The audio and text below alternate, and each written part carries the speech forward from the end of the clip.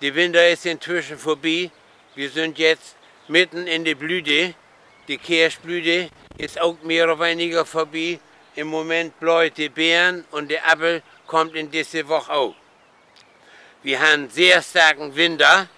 Die hat uns nicht schuld, im Gegenteil, das ist für uns ein Vorteil. Und zwar war da viele Insekten vernichtet und Eier vernichtet. Und das meiste ist wie die Kirschfruchtfliege. In Holland haben wir madenfreie Kirschen.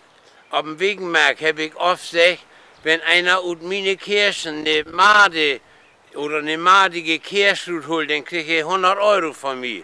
Aber da muss man jetzt langsam vorsichtiger werden, das kann dann doch mal angehen. Aber so alt wie ich geworden bin, ich habe bei uns noch keine Made in den Kirchen sein. Aber für ein paar Jahre hätte das mal heißen, dass in der Höhe Utmarschen einmal ein paar Maden wehen sind. Aber die Kirschfruchtfliege braucht dann überwintern Sandboden und den haben wir hier ja gar nicht.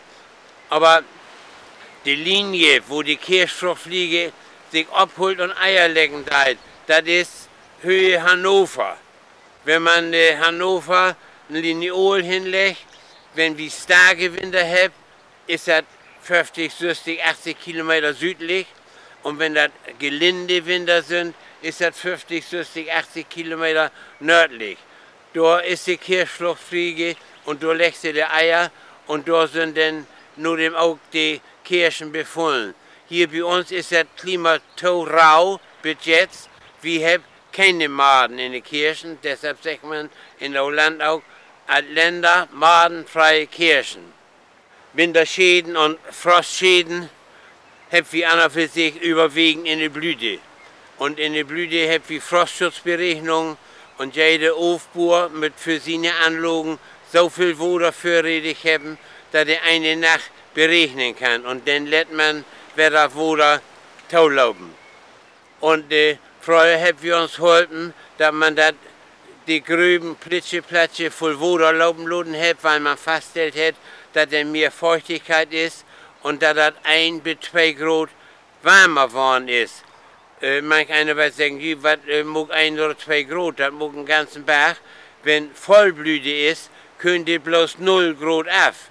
Und wenn man denn das von 1 Grad minus auf 1 Grad plus kriegt, durch das Wasser, ist das doch eine gute Bekämpfung. Und wenn im Winter starke Fröste sind und da liegt Schnee und am Dach schien die Sonne, dann hat man auch Frostplatten. Dann ist die Sonnenstrahlen, die auf den Schnee kommt, die wird broken. Deshalb sieht man auch, dass wegen in der Zeit die Stämme mit Kalk anmalt, weil das dann weniger ist, als wenn die Stämme so düster sind. Dadurch, dass sich die Sonne brechen teilt, ob ihr Süden sieht, hat man dann richtige Frostplatten und man hat auch, das so schlimm hat, dass junge Bäume auch durch den Winterfrost ingegangen sind.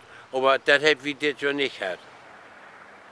Wie funktioniert denn das mit der Frostschutzberechnung? Das ist so, dass wir bei 2, 3 Grad plus, wenn wir wissen, dass die Temperatur in dieser Nacht absinken wird, dann stellen wir die Berechnung an und dann wird Wasser auf die Blüten sprüht. Und zwar immer mehr und das friert dann ganz in. Und das muss man sich so vorstellen, als wenn ein Schneeball ist. Ein Schneeball ist auch immer 0 Grad. Und wenn von oben immer das Wasser kommt, weil der Kühl an das Wasser bunden und die Maschinen müssen dann so lang laufen, bis das Eis sich wieder lösen da. Man kann nicht nur Thermometer kicken, wenn wir 2 Grad plus haben oder 3 Grad plus, dann darf man noch nicht aufstellen. Man kann jetzt aufstellen, wenn sich das Eis lösen da. Und sonst kriegt man Kälteschäden.